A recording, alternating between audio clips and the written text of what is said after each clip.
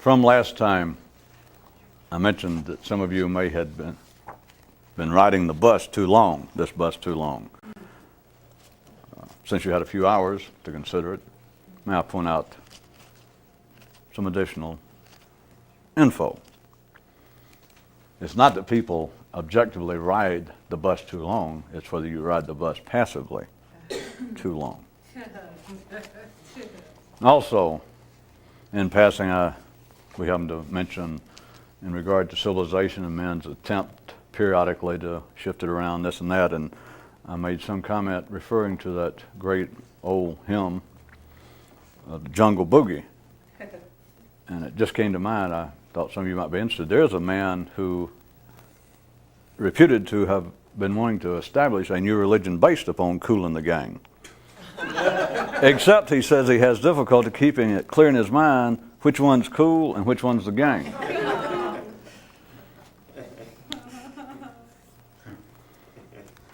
On this planet, there are two ways of looking at everything, the right way and the wrong way, your way and someone else's way, the acceptable way and the unconventional way.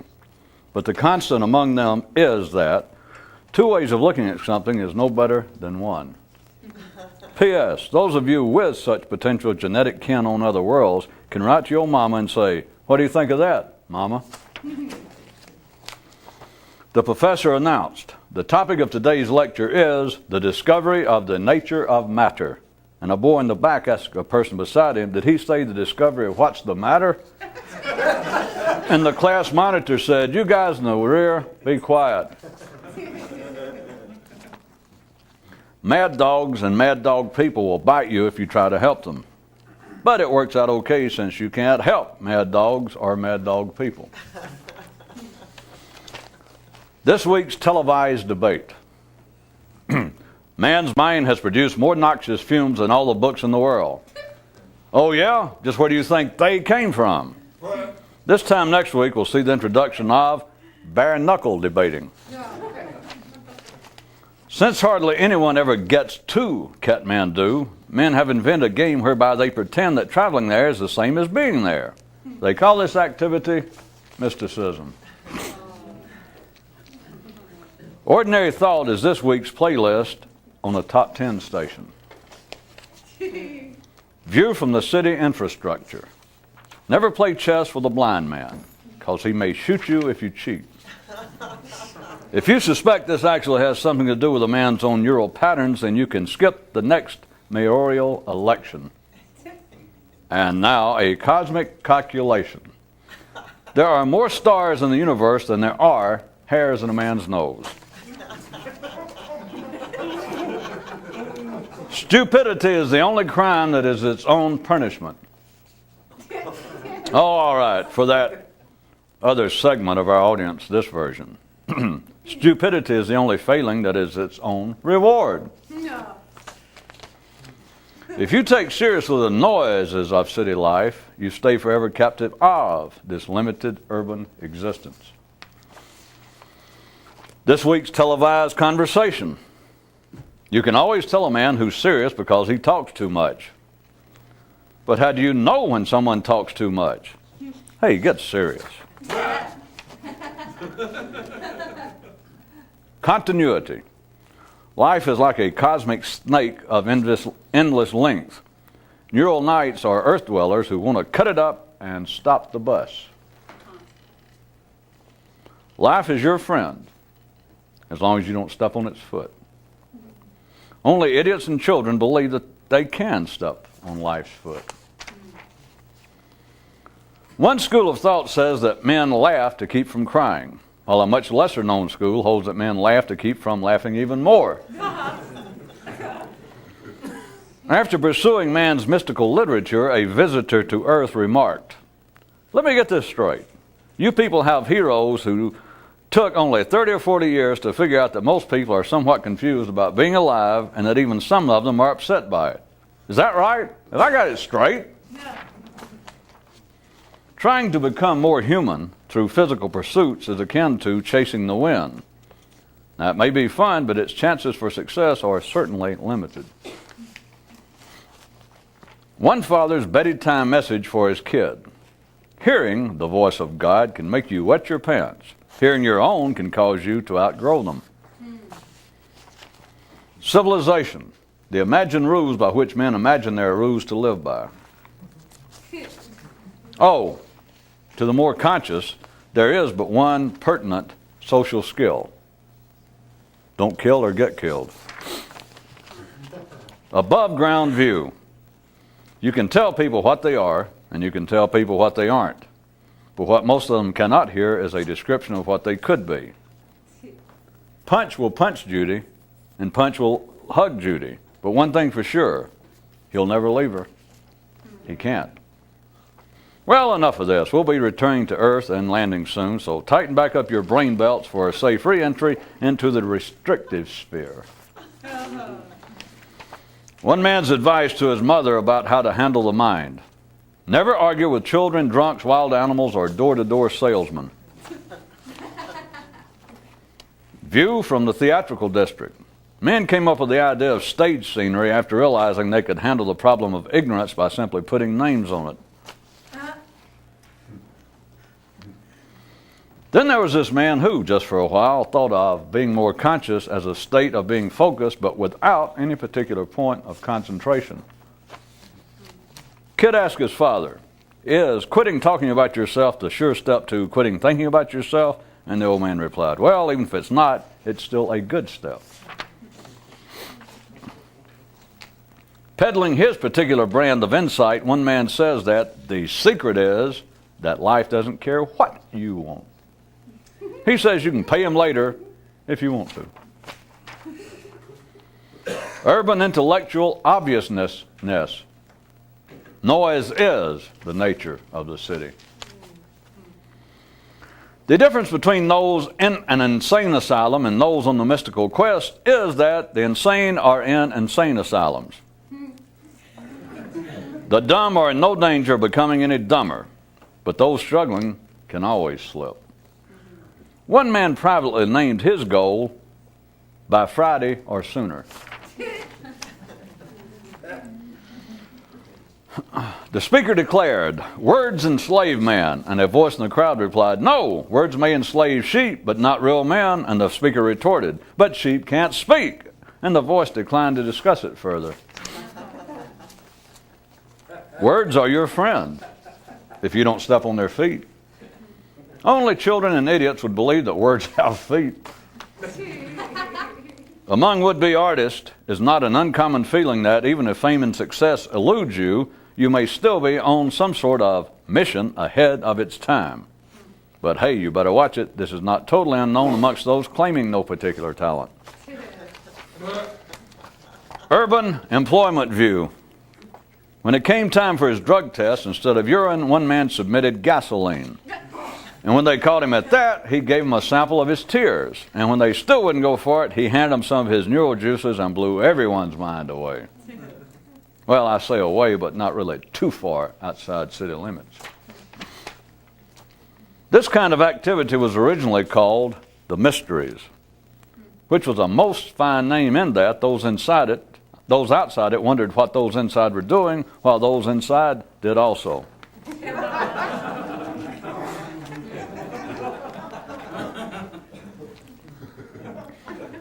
At full potential, to think is to think metaphorically.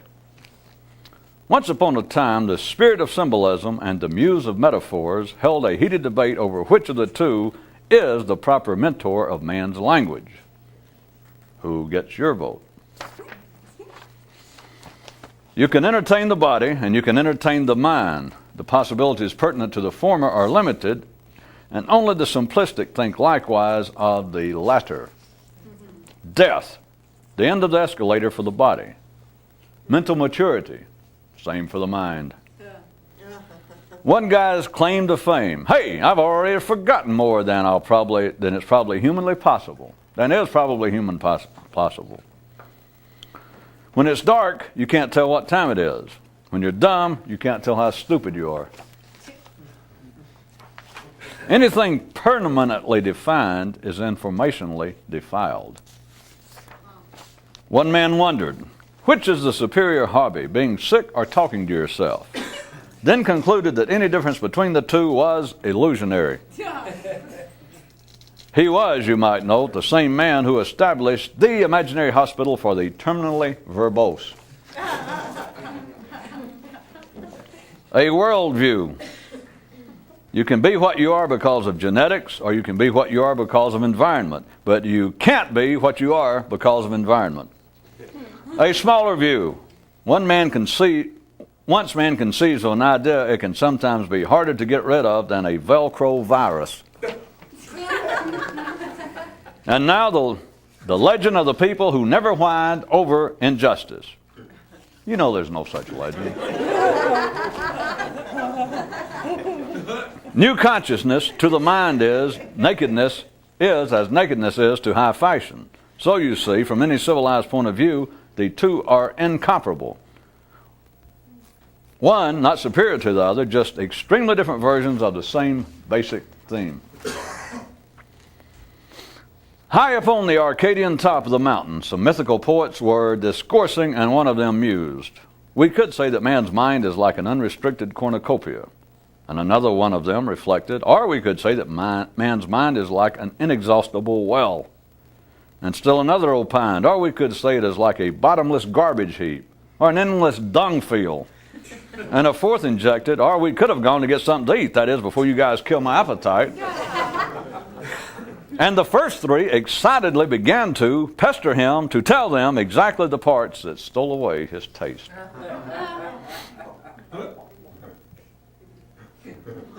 So answer me this. Just how many creatures are there who can make themselves sick, be their own physician, make their own diagnosis, write their own prescription, then send themselves a bill that makes them sicker than before?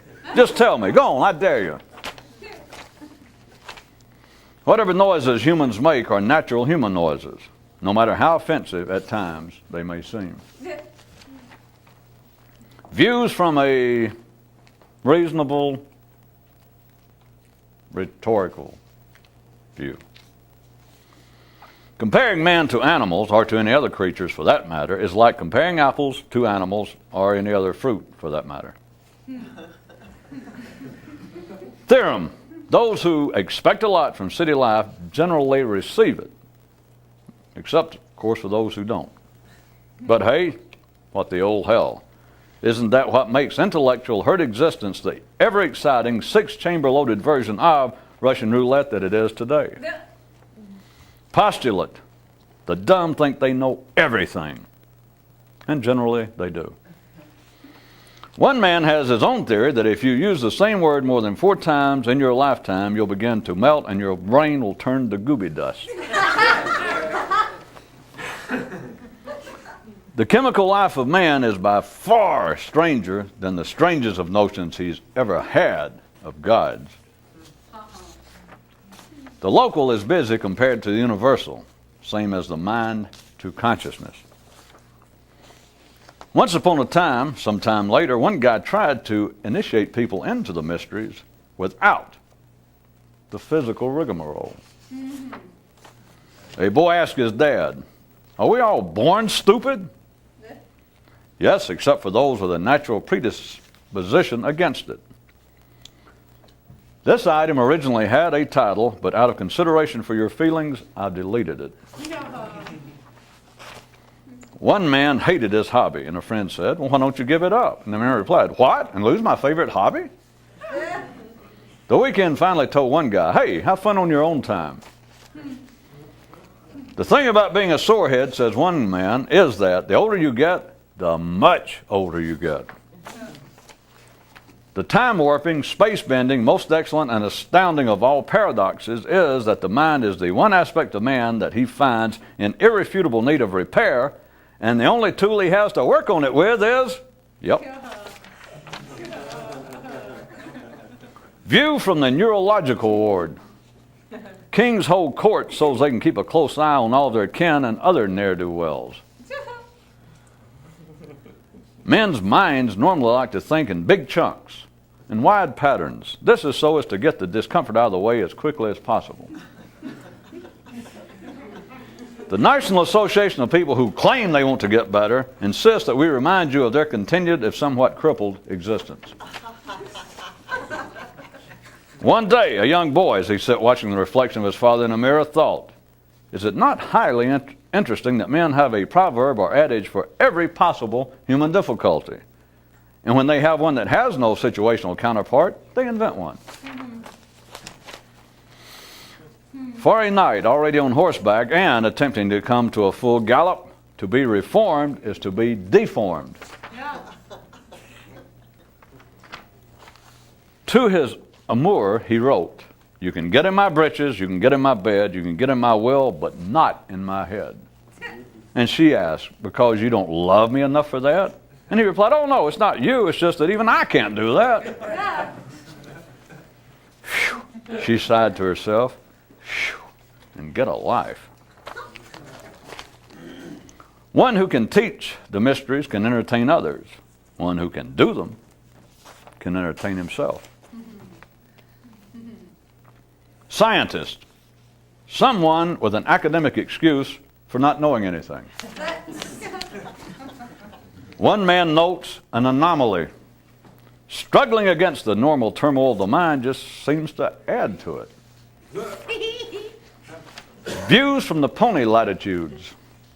Tell a child how to act, tell a scholar what to think, tell a poet what to feel, and tell a mystic what to drink.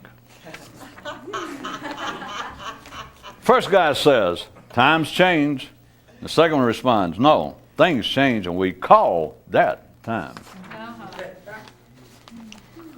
To a neural warrior, the hell of death comes not in its sudden appearance, but in the gradual decline therein too. Note the word neural in defining the above combatant. You can swallow your tongue and you can swallow your pride, but you cannot swallow your mind using only your mind. Preaching to the converted turns real data into mere preaching. If men are captain of their fate, then who is fate captain of? You don't really want to know. One man's motto: if your mind doesn't drive you nuts, someone else's will.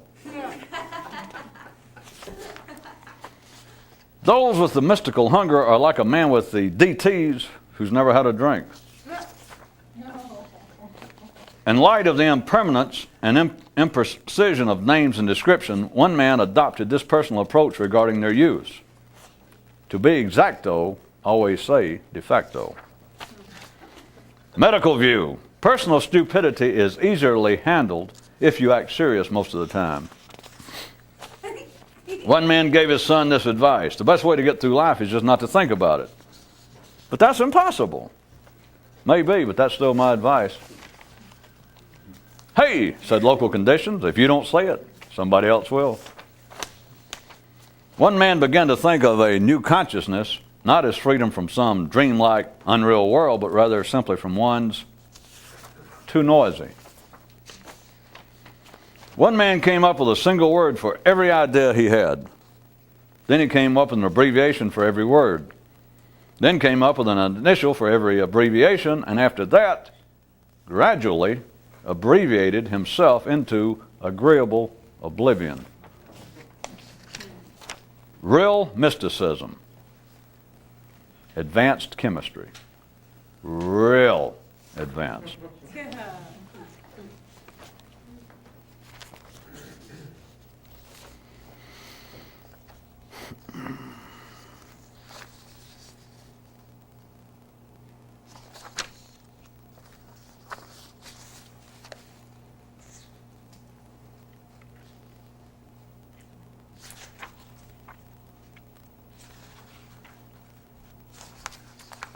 Since hardly anyone ever gets to New Caledonia, or Bora Bora, or Kathmandu, but since no one hardly ever gets to New Caledonia, men have invented a game whereby they pretend that traveling there is the same as being there, and they call this activity mysticism.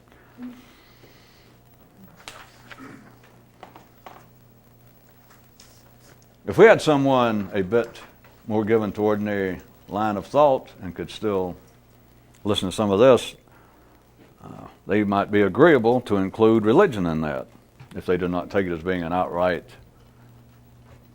assault on same, that you could say, well, that is what religion is up to. But if you do it with religion, it is almost impossible not for it to be a form of criticism, since religion is just an institutional aspect of civilized existence. And to say that since, all right, let's take a religion, an ordinary one, the idea of some afterlife, a reward, and say since hardly anyone ever gets to paradise or to heaven or to perfection, the men have invented a game whereby they pretend that trying to get there is the same as being there, and they call this activity religion. Now, if you did that with ordinary people, there's no doubt it would range from those who are religious, claim to be, would find it insulting, find it to be a pejorative comment, and those who might look at religion as in a bit more theoretical way, they would still take it as being some sort of attempted expose that religion does not perform as it purports to. So let's leave all that and get into the area that would seem to be a bit more active, into what has always been called such things as the mysteries or mysticism or some great secret endeavor, some attempt to do something personally outside the mainstream of life. And in the past it's been you would have been more within your rights to say outside the mainstream of religion, because the mysteries and etc. If we're going to say the mysteries to be technical for a second, I'll skip over that. Who wants to be technical? As you know, in the West, that was actually one of the names, insofar as it's translated into English, one of the names of the Western world's, one version of the Western world's progenitors of religion. But since then, it has always been considered that once worship of the gods, once civilization structure became such that there was a place for a struggle of power, that is, between government and something that was not government, which turned out to be religion, like government would in exile. Mm-hmm. Then those who began to look at it that way began to refer to whatever efforts people had made in the past that had no particular name. Then they began to call it such things as mysticism. That they understood that now that religion, if they were looking at it, let's say that someone was staying on the edge thousands of years ago at some particular point where the attempt to expand one's own neural system, their own understanding, that it took some quantum step, which it did not in anyone's lifetime, but let's pretend, and went from being that kind of individual undertaking into a collective form of herd activity. Religion. It became organized and became a social function. It became an important aspect of ordinary herd life. Then those people began to turn away from this new organization, this new creature of religion, and consequently, other than being called insane and strange and weird and outcasts and hermits, then this kind of activity took on its own name, and outside that general area, other observers, spatially and temporally outside that area, then would look back and say, all right, there was some sort of something going on, not inside the religion, but other people were trying to do something a bit outside the mainstream. So let's consider that that's what this aspect that I was aimed at, not religion, because religion is no worse and no better insofar as succeeding at its stated aim than is anything else.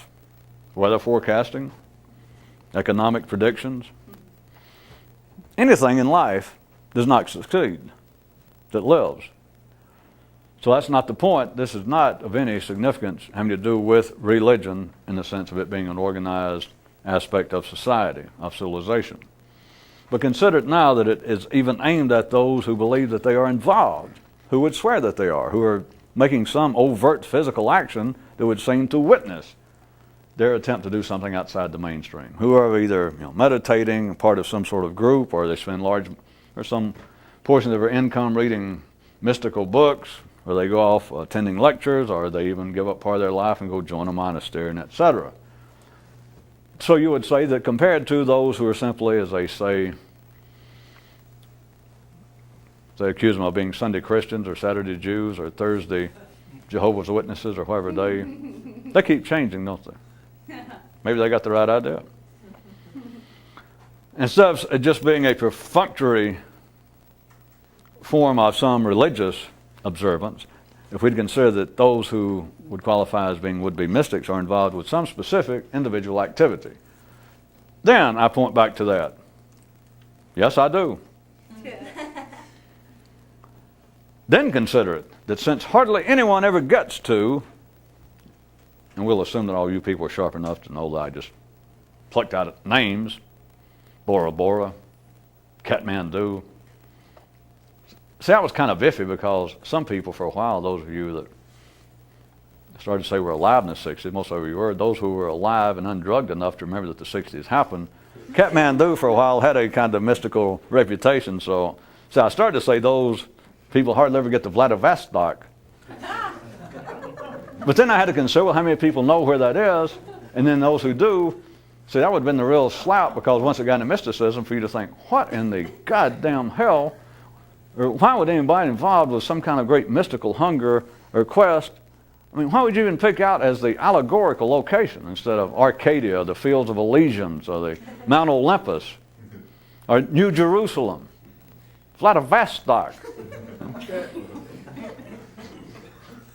If you don't know, there are people who grew up and had homeowners in Vladivostok that used to beg to be sent to Siberia. But at any rate, you do, I'm sure, catch on that this is probably meant allegorical. I could be wrong, but I think it's allegorical to say, since hardly anyone ever gets to Bora Bora, New Caledonia, that sounds a little bit better because it's South Pacific Islands and kind of paradise. New Atlantis, how about that?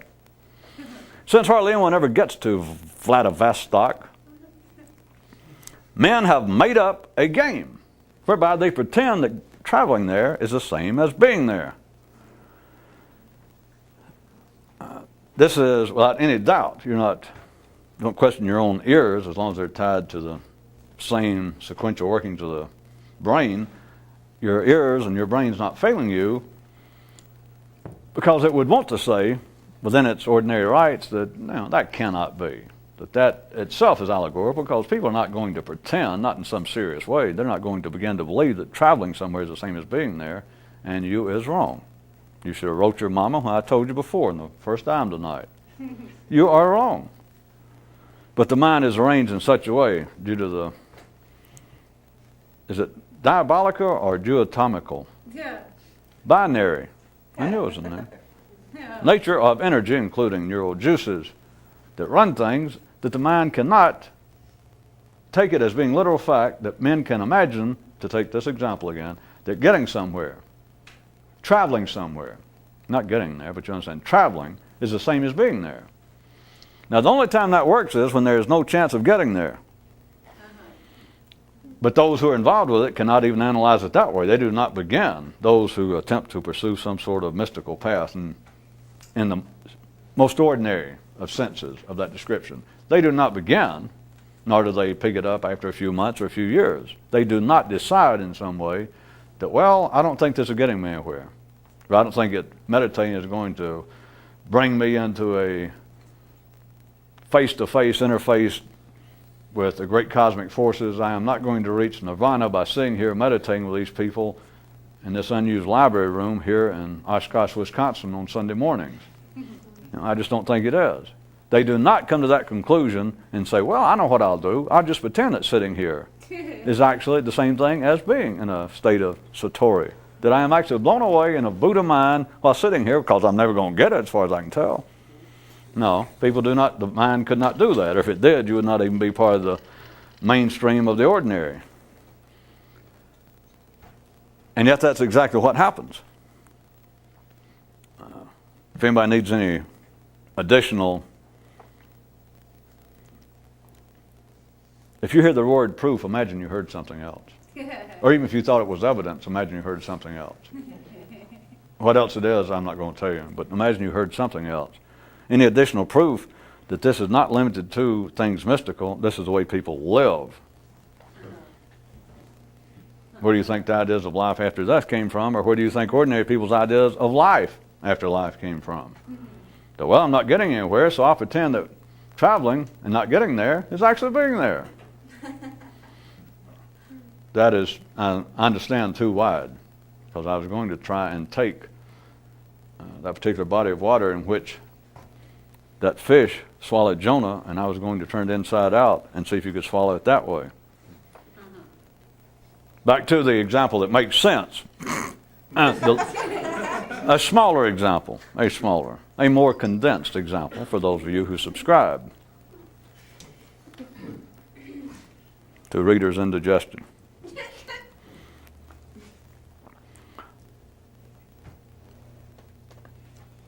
Everything that has ever been called mysticism, no matter what the name was, all the many schools, the whole generic term, but all of the individual schools, if you hear the school, if you hear the method, if you hear the practice as being some systematized, fairly predictable approach, that there is no doubt that this has a direct connection to the goal. That if we sit here and do such and such practice, or if we get up and we dance, or if we fast, or if we do so and so, that is certainly a bus, a train. It is going to be some vehicle that will move us ever closer to New Caledonia, to Vladivostok. To do that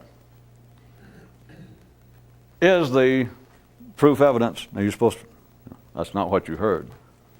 Is additional proof evidence of the fact that if it is remembered and seen now as being some systematized form, some fairly predictable, some describable practice, method, it is a pretend game. Except the mind cannot see it as pretend. Now, of course, the ordinary people, that bails your chicken livers out, because if you can't see it's pretend, then it's not what? Chicken livers? No, it's not pretend. So people play the game. That they pretend that getting there is the same as being there. What would you do? What do children do?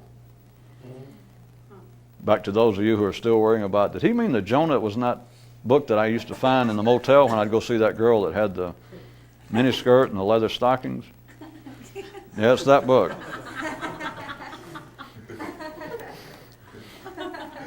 Gideon's Dictionary. That is what people do with life to begin with.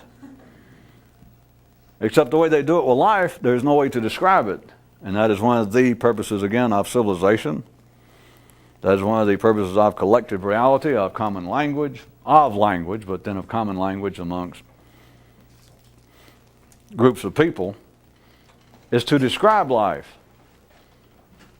Because people know that life is going nowhere, which is Vladivostok, or which is somewhere. Since they know that it's not going anywhere that they can define, then they pretend that trying to get there is the same as being there.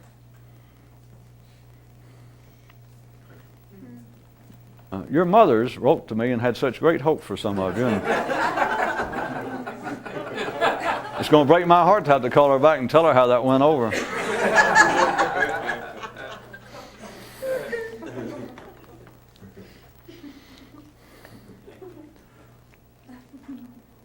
All talk of seriousness amongst people is the pretend game.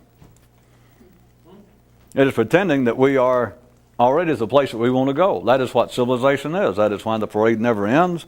That is why nothing can be completed, lest it be suicidal.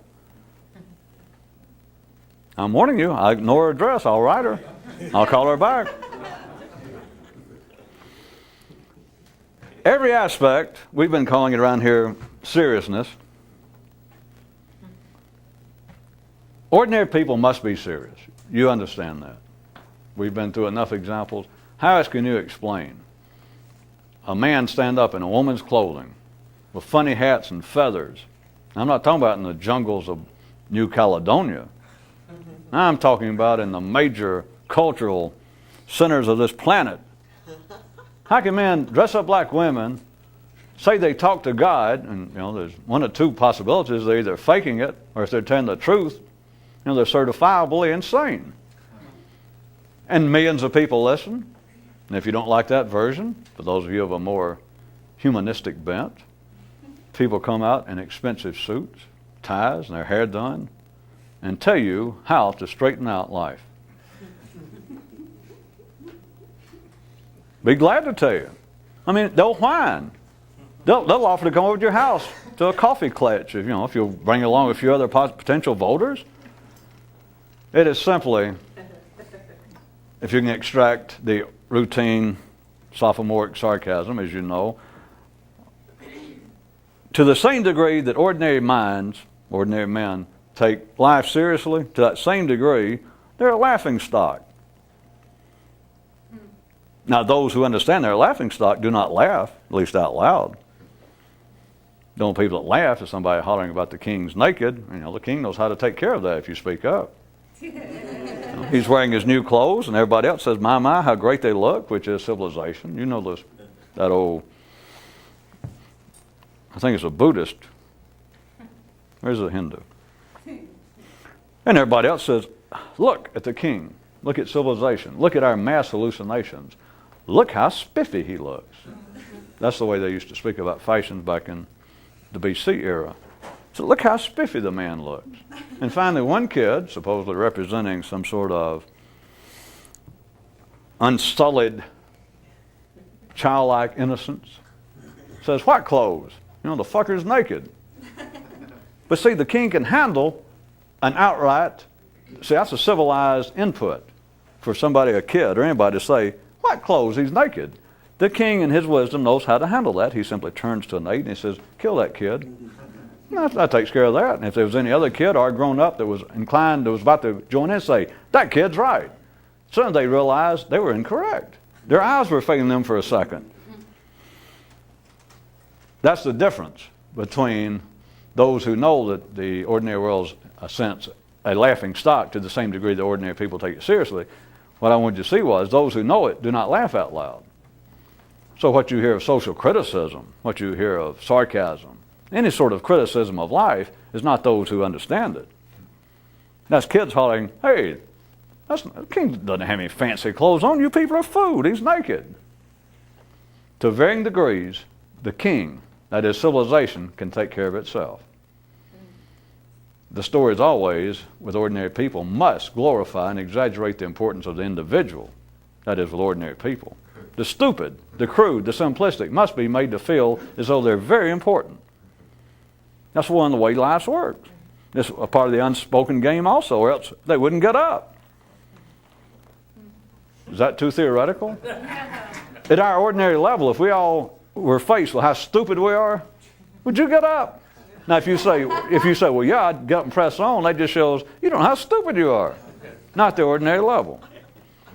Stupid is just a word. There's a much better word, but again, based upon my deep concern and consideration for your feelings, I'm not going to tell you what the real word is. See, stupid sounds better.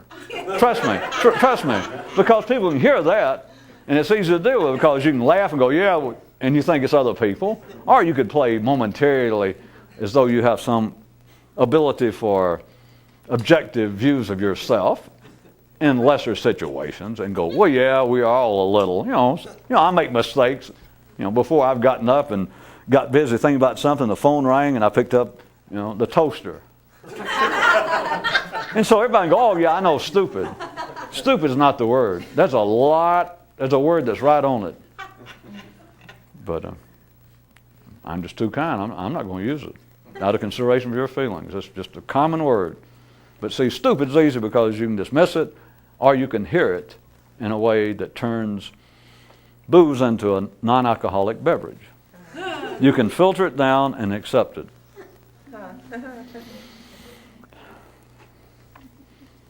People, so back, you didn't lose your place. Oh no. I'm speaking for you. The criticism you hear of life is part of life. That is part of the general parade of ordinary life. Going by, you hear kids like that to holler out, the king's naked. You hear people on the sidelines saying the parade is going the wrong direction. You hear people say, they point to somebody in the parade, some group of people. I don't like that band. I don't like that group of people. That always goes on, but that's part of the parade. It moves with the parade. And do note, criticism, no matter how strong, never stops the parade. Yeah. And for those of you of acute vision, I might point out, it does not even impede its progress. Criticism does not cause life to have to take a detour. And yet again, if you're noting, the simplistic must believe otherwise. One reason, you want to take 3 steps around 3 different blocks since we're off the subject. That's one of the bases, of people believing in grand conspiracies. It's the simplistic, except they don't understand the basis of worrying about it. So you believe that there may be a grand conspiracy and that you may be able to know what it is. Hey, even if you feel like, well, I am kind of being held down and there is some kind of plot against me, at least I'm smart enough to know it. If there was a plot run by the humans and they were that smart, that's one of the things they'd do. It's like people think, well, at least I know about it. It gives you a feeling of some kind of, well, at least there's a modicum of individual importance to me. Right-o, yes sirree. Okay. Now where were we? The stupid. Reminding you again, that is not the word. There's a word that's just right on it, but I'm not going to use it. Well, not unless you really make me mad. The stupid must be made to feel, and by stupid now I'm talking about everybody that takes life seriously. If you take life seriously, or if you want to narrow it down at any particular time that you're taking some aspect of life seriously, you are stupid. It's not the word, but we'll call it stupid. You are stupid, stupid, to take it seriously. The stupid must be made to feel that they are individually of some distinct importance.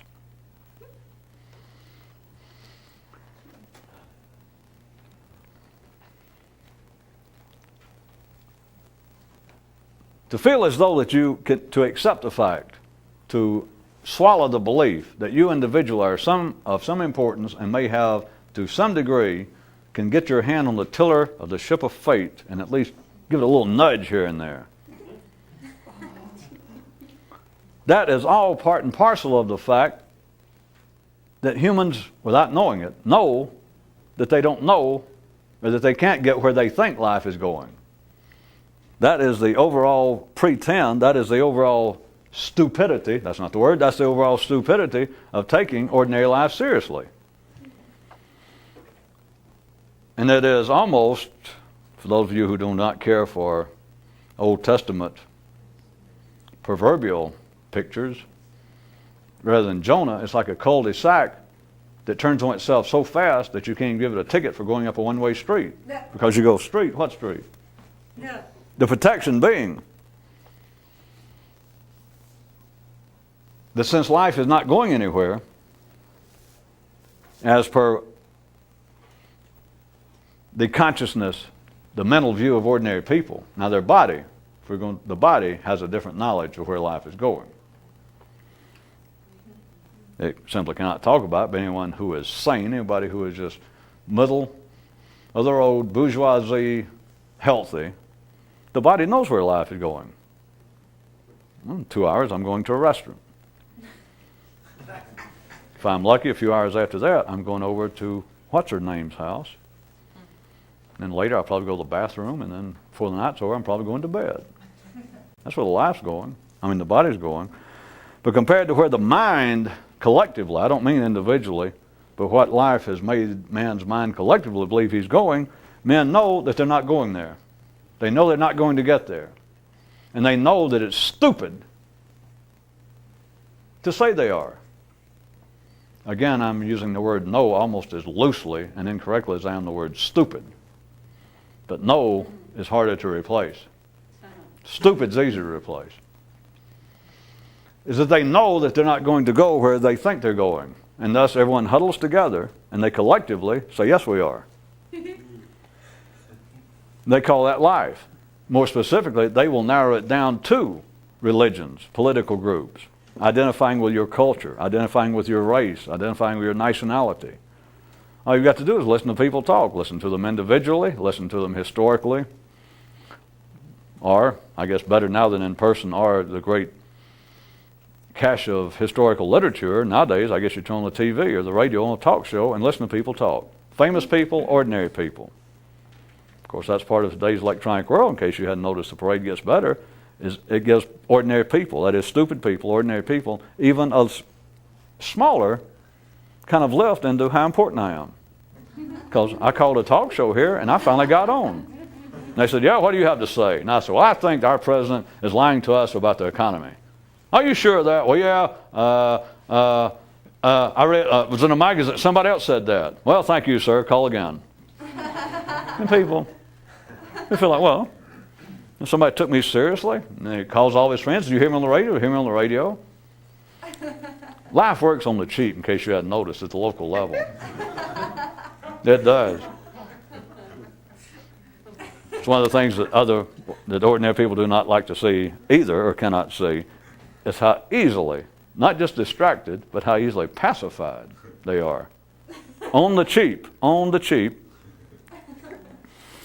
But collectively, men, quote, know that they're not going where life, they're not going to arrive where they all say they are.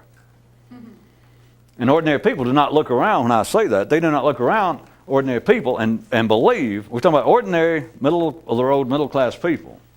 The heart of the parade. They do not look around at their contemporaries and believe that they're being misled. A reasonable, ordinary, Catholic Italian woman, Jewish Lebanese woman, Protestant Irish woman, or man, you understand what I'm saying? They do not look around, and just because there's injustice in the world, just because there's hunger in the world, just because people call up talk shows with absolutely nutty ideas, they do not believe that their contemporaries are misleading them. They do not believe that their contemporaries, whatever they call it, I'll leave it to them, their peers, other Catholics, other Italians, other Jews, whatever it is, just everybody feels as though there is some sanity, that their neighborhood in some way is sane. It may just be their family, but it's genes talking, trying to put a voice on it. It's their own, it's the genetic line of life.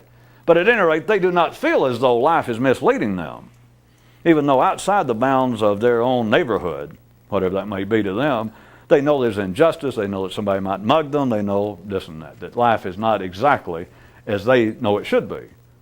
But they do not look upon it as being whatever their sane neighborhood is, their culture, their nationality, their religion, their family. They do not look at it as being some conspiracy on their part. In other words, a good Catholic, just an average person that holds to being Catholic or holds to being Italian, they think that if everyone in the world was basically an Italian mother, like me, if everybody was basically just an average Catholic, we'd be in a lot better shape. I don't think the church is perfect. I don't think the Pope is infallible. I don't think that all priests are saints on earth. But my God, compared to some of the other stuff going on, and they're right from their view. What I want you to understand is they do not feel as though it's conspiracy, and yet everyone knows. That's why they are so defensive. Everyone knows that nationalism, Catholicism, Judaism, Hinduism, fascism, anythingism, the National Hockey League, they know that it's not going to produce that, psychiatry, education, everything else, social programs. They know that it's not going to produce what it says it will produce, because they know that life, that they're not going to get where their peers, they're saying the acceptable picture they have of what life should be, whether it be based on a Catholic view, an Italian view, or even if they can't put it into words, they're just saying. And they just feel like, well, life is not totally unjust. Life is not a madhouse. It's not an insane asylum. I know there are people out there on the fringes, but they feel as though life is going somewhere. There's a purpose to it. And they know there's not. So what do you do? Having practiced, I'll do it again, I can point. That's it. Since you know that you're not going to get where life says you're going, where you should go, where you are going, the average man, check with yourself, we don't have to go to Italy and talk to a 60-year-old woman hanging out a window. Check with your own mind. You can take your choice. You know at the ordinary level that you're either not going where life says you are, that you'll never make it, or else you can't. That kind of gets to be a toss-up between whether you're a fatalist or a philatelist, no. Or whether you're a Baptist or a Southern Baptist. That's humor too parochial, I guess. Whether you're a fatalist or whether you believe that everyone does have at least a scintilla of free will. It makes no difference. So take your choice. You know, any sane person knows. If you held them down and said, are you a sane person? They said, yeah, and you begin to throttle them. You say, well, by God, don't fool me. Now you get really sane here for a second. They go, hey, what? You say, you act, what are you? And maybe they say, I'm a Pakistani Hindu. I'm an Indian Muslim. Whatever it is, and you say, all right. Then you've got some idea of humanity improving itself, or that life has some meaning. Yes, what? Would you believe that you or anyone else will ever get there? No, certainly not.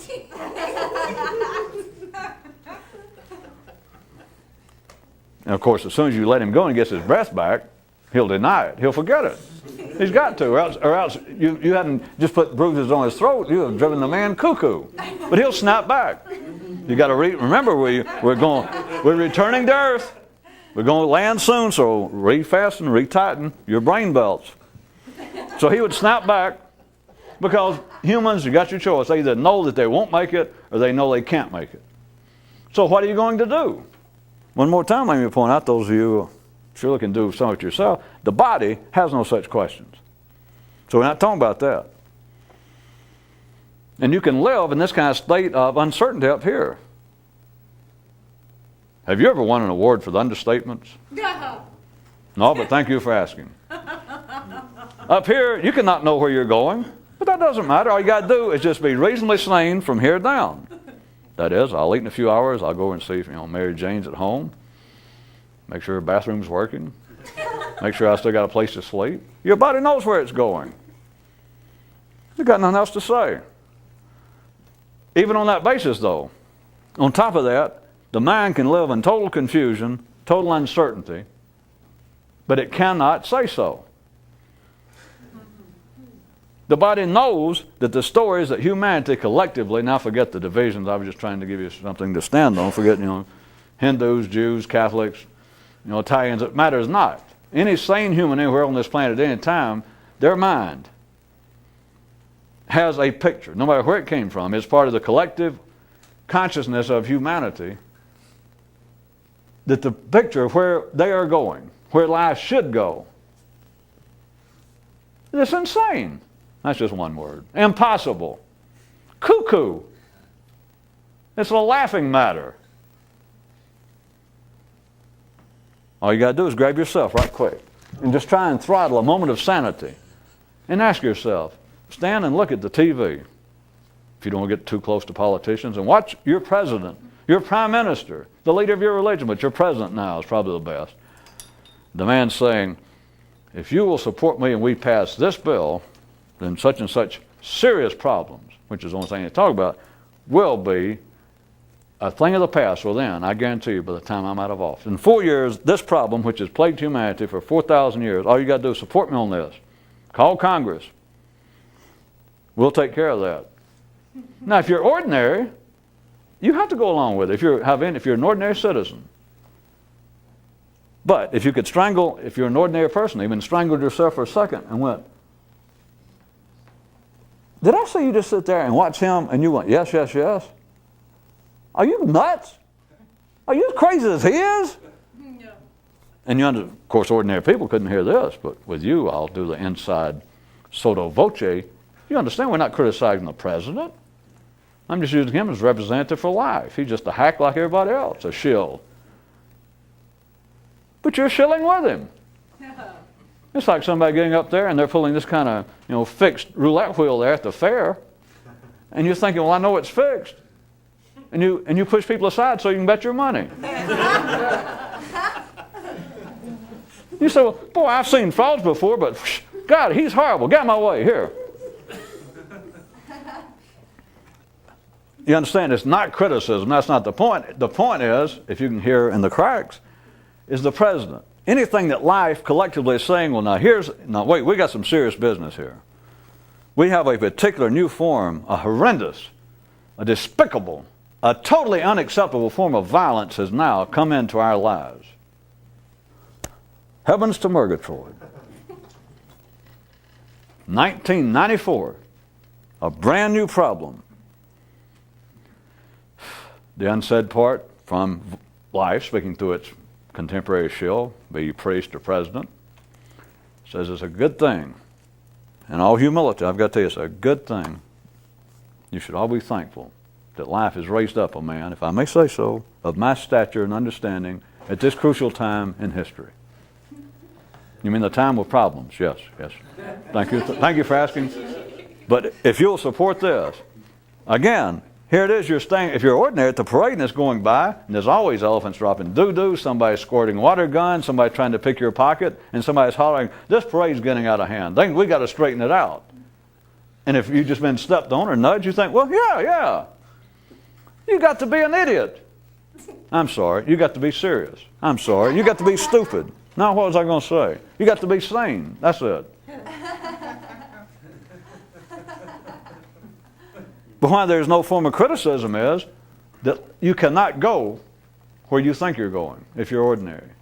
And so you have to pretend you're going there. That's what makes life, ordinary existence, from a tacit, from a reticent, from a nonverbal, from a non-overt, from a non-observable. As you can't laugh out loud, you'll accomplish nothing. At worst, or at least, at worst, the king will say, shoot that guy. It's in silence to see that it is a laughing stock. Anybody that takes it seriously. But the pretend game, back one more time, I will point. If you know that you're not going somewhere, you know you're not going to get there. I should clarify that, as I've tried. People believe they're going, that they're traveling. That is, if you go to church, if you go vote, any way that you participate in the city life, in ordinary life, you believe that you're making some effort, as you should if you're ordinary. But people know that they're never going to get there. And so what is your choice? If you were left in that kind of conundrum, which ordinary people would never find themselves in that, to their awareness, if you know you're not going to get there, and yet there it is, and all you know to do is keep marching, and everybody else is marching, you don't know how to get out of it. Even times you try to get out, you get stepped on, known as hangovers, being arrested, being audited, getting sick. If you're going to stay there with it and be sort of sane, at least stagger through 65 years without getting beat up real bad or mugged or put in jail or having everything taken away from you, or the king saying shoot him, then you got to go along. But you know, or if you know that, hey, it's not going where everybody says it's going, then what are you going to do if you were left with that and you're ordinary? That would drive you nuts, to put it in clinical terms. So what do? You pretend, we're there already. Yeah. Taken to its extreme, though, is where I started and didn't get around to, is known as mysticism. But the all-encompassing one that I backed up, since we didn't seem to be making that much immediate progress, that is the nature also of ordinary life. Mm-hmm. And then instead of mysticism, say anything you want to. The ordinary people say, well, I call that simply being alive. I call that coping. Yeah. I call that being a Catholic. I call that being a Muslim. I call that being an honest person. I call that being a decent father. I call that being a family man. I call that being a reasonably honest citizen. You can call it anything you want to. Taxi.